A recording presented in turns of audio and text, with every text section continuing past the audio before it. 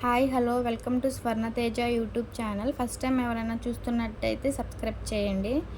ఈరోజు సండే మా ఇంట్లో స్పెషల్ చేపల కర్రీ. నా స్టైల్లో ఎలా వండాలో చూపిస్తాను. ఫస్ట్ అయితే స్టవ్ ఆన్ చేసి ఒక దాక పెట్టుకోవాలి. దాక కొంచెం వెడల్పుగా ఉండాలి, ఎందుకంటే చేపల కర్రీ కదా మంచిగా ఉడుకుతుంది. దాక కొంచెం వేడైన తర్వాత ఆయిల్ పోసుకోండి. ఆయిల్ కూడా వేడయిన తర్వాత ఆనియన్స్ వేసుకోవాలి. నేనైతే 3 ఆనియన్స్ 3 పచ్చిమిర్చి బారు పచ్చిమిర్చిలు తీసుకున్నాను. ఆనియన్స్ బాగా ఫ్రై అవ్వాలి, అప్పుడే కర్రీ చాలా టేస్ట్గా ఉంటుంది. తర్వాత కరివేపాకు కూడా వేసుకోవాలి, అది కూడా మంచిగా ఫ్రై అవనివ్వాలి. వాటిని ఫ్రై అవనిద్దాం మూత పెట్టేసుకొని. ఇప్పుడైతే మసాలా చేద్దాం. దాంట్లో కావాల్సింది అల్లం వెల్లుల్లి, 3 లవంగాలు, గసగసాలు, ధనియాలు కూడా వేసుకోవచ్చు ఫ్రై చేసి. ఇక్కడైతే నేను వేయట్లేదు, ఎందుకంటే నేను ధనియాల పౌడర్ వాడతాను. మీరు ఫ్రై చేసుకుని ధనియాలు కూడా వేసుకోండి. నేను ఎప్పుడు కర్రీ వండినా ఇలా ఫ్రెష్గా దంచుకుంటాను. ఇక్కడైతే ఆనియన్ ఇంకా ఫ్రై అవ్వలేదు, ఇంకా ఫ్రై అవ్వాలి. తర్వాత పసుపు వేసుకోండి. పసుపు కొంచెం చూసేసుకోండి, ఎందుకంటే నీసు వాసన వస్తుంది కాబట్టి. తర్వాత నూరిన మసాలా వేసుకోండి, అది కూడా మంచిగా ఫ్రై అవ్వాలి. కూరని అలానే తిప్పుతూ ఉండాలి, లేకపోతే అడుగంటేసిద్ది. ఆ తర్వాత రుచికి సరిపడ్డ సాల్ట్ వేసుకోండి. ఇంట్లో అయితే కొంచెం ఉప్పు ఎక్కువే పడుతుంది, ఎందుకంటే నాన్ వెజ్ కదా. సాల్ట్ వేసిన తర్వాత కూడా మంచిగా ఫ్రై అవ్వనివ్వండి. ఆ తర్వాత రుచికి సరిపడ్డ కారం కూడా ఎక్కువే పడిద్ది, ఎందుకంటే ఇది చేపల కూర కాబట్టి. కారం వేసిన తర్వాత కొద్దిసేపు ఫ్రై అవ్వనివ్వండి కర్రీని. ఫ్రై అయిన తర్వాత చేప ముక్కలన్నిటిని ఒక్కొక్కటిగా వేసుకోండి. ఇలాంటి దాకలు అయితే చక్కగా ఉడుకుతుంది, అలానే ముక్క కూడా విరగదు, అందుకనే వెడల్పైన దాక పెట్టుకోవాలి. ఇలా అన్ని ముక్కలు పెట్టేసుకున్న తర్వాత మూత పెట్టేయాలి. ఇలా మూత పెట్టుకుంటే మంచిగా మసాలా ముక్కకు పట్టిద్ది.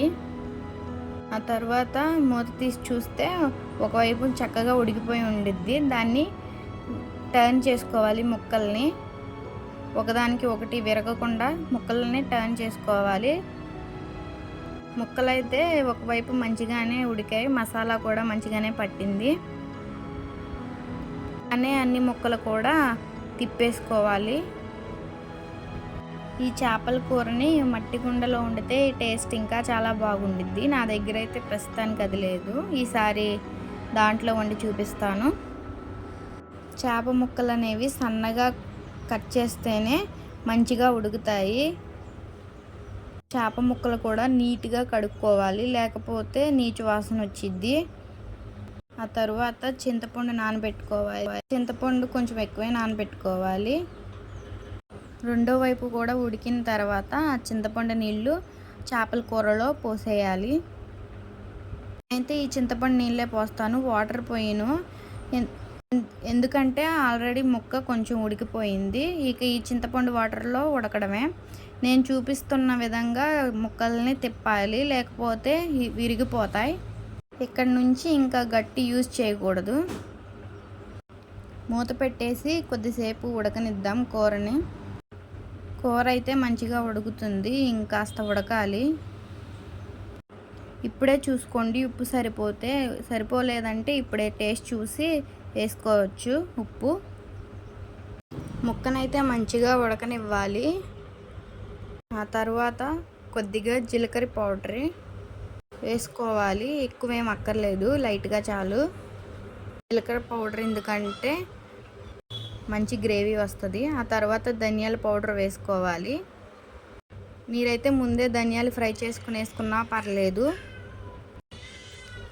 ఆ తర్వాత కూర అయితే దగ్గరికి వస్తుంది కదా, సిమ్లో పెట్టుకునే ఉడకనివ్వాలి. సన్నగా కట్ చేసిన కొత్తిమీర వేసుకుంటే కూర చాలా టేస్ట్గా రెడీ అయిపోతుంది. కొత్తిమీర వేసిన తర్వాత నేను వీడియోలో చూపిస్తున్న విధంగా తిప్పుకోవాలి. ఇలా నేను చెప్పిన విధంగా వండితే కూర చాలా టేస్ట్గా ఉండిద్ది. మీరు కూడా ఈ కర్రీని ఇలా నేను చెప్పిన విధంగా వండి కామెంట్ చేయండి ఎలా వచ్చిందో. Thank you for watching my video.